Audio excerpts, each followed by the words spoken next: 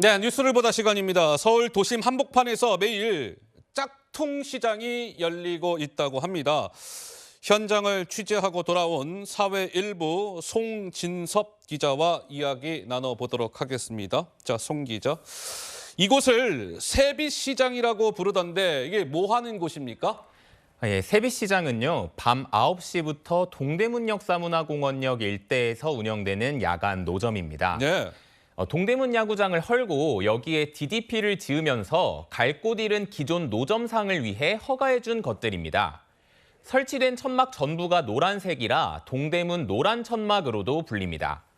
인도를 점령해 쭉 이어져 있는데 명품 브랜드 가방이나 지갑, 시계, 옷 등이 진열돼 있습니다.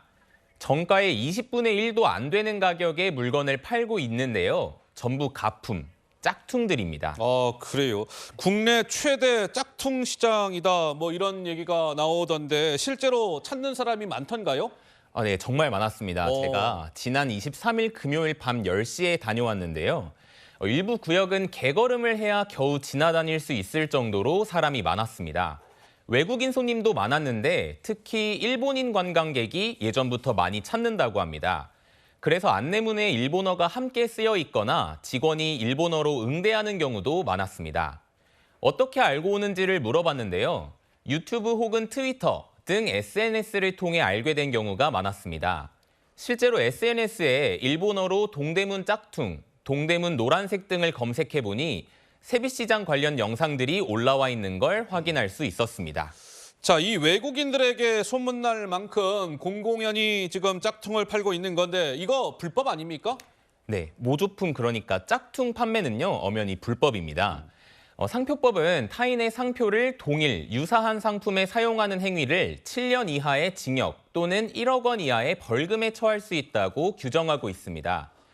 또 해외 명품 업체들이 걸고 넘어지면 천문학적인 돈을 배상해야 할 수도 있습니다.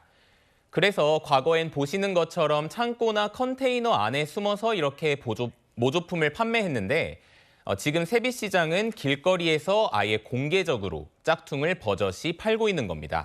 근데 이 노점들이 다 합법적으로 허가를 받은 가게들이라면서요? 네, 맞습니다. 아이러니하게도요, 이 세빛시장에 있는 모든 노점들은 지자체의 허가를 받은 합법 노점입니다.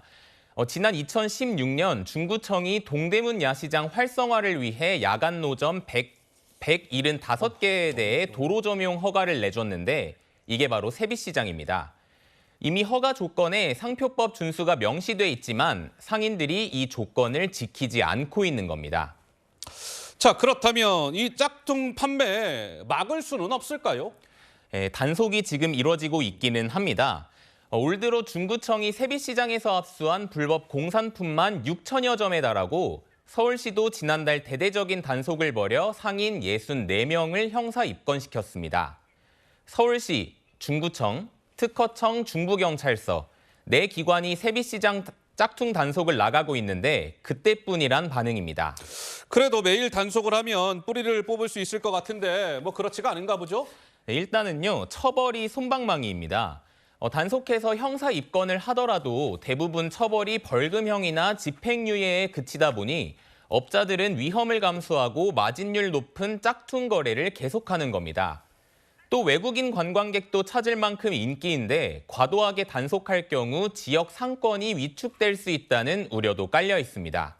무엇보다 세빛시장은 사는 사람도 파는 사람도 서로 짝퉁이라는 걸 알고 거래하는 구조입니다.